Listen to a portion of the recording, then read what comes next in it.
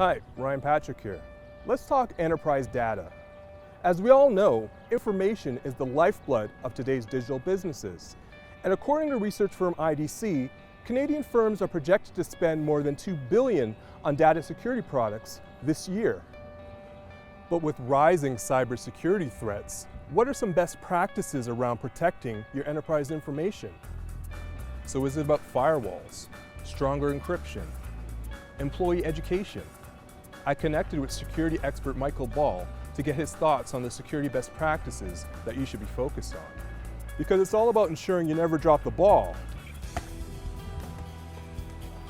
on cybersecurity.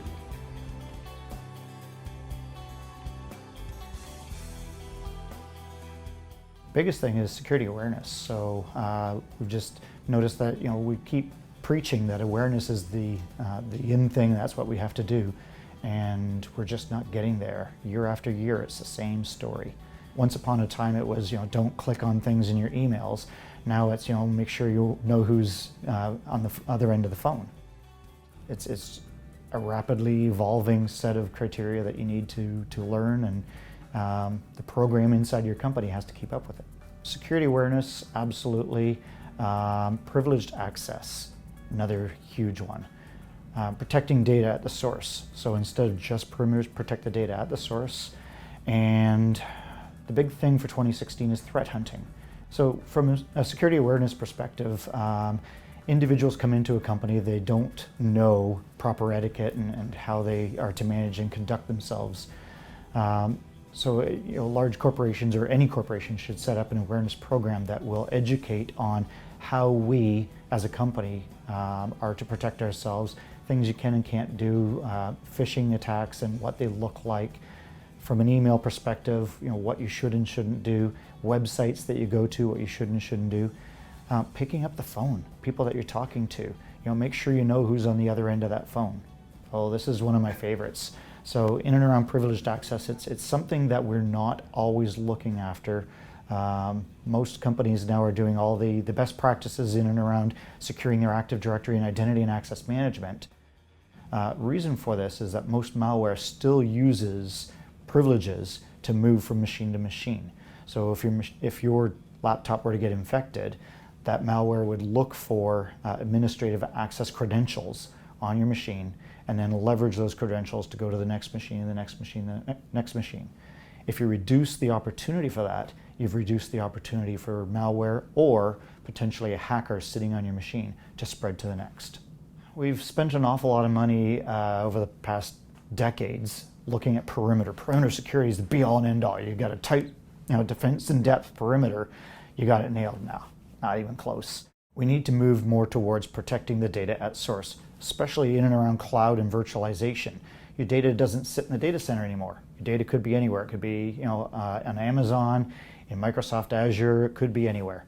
And so if you go into a regime of protecting the data directly where it sits, the database itself protection, table protection, field protection, host IDS, IPS, whatever you can do to protect the data as close to that data as possible, especially if it's sensitive. If you've got PII, personal information, if you've got critical corporate information, health information, credit card information, you really want to be as close to that as possible. Yeah, threat hunting is a newish thing, sort of the buzzword of 2016. Basically, it's human behavioral analytics, anomaly detection. So, setting up a baseline, watching traffic for a period of time, getting an understanding of what your network looks like, what is good. So communications between HR departments or developers to production and dev environments, and what does normal look like over a period of time, build a baseline, and then start looking for anomalies beyond that. Things out of context, things that, different times of day that people are working that they aren't normally, that sort of thing. It's the only real new tool that we have in our arsenal. Signatures aren't cutting it anymore, so malware changes so dramatically that we can't hunt things by signatures anymore. Probably couldn't in the first place. Success is keeping my executive out of the newspapers for the wrong reasons, okay? There's nothing worse for a company at this moment than a breach or a breach announcement. Your security program is evolving with the threats that are out there, that you're monitoring things, that the alerts are coming in, that your security operations center is on the ball and actually looking at things proactively, that alerts are responded to, that you're doing your patch program, you've got vulnerability, you don't have vulnerability analysis. So it was amazing speaking to security expert Michael Ball. And let's recap. Here are the top 4 security best practices that he talked about. Set up an effective security awareness program. Understand and maintain access controls across the organization. Protect data at the source, not just the perimeter. And consider threat hunting, also known as cyber hunting, as an effective and proactive cybersecurity model. So you can follow Michael Ball on Twitter and follow these tips to make sure that you're always on the ball when it comes to cybersecurity. Get it? I'm on the ball.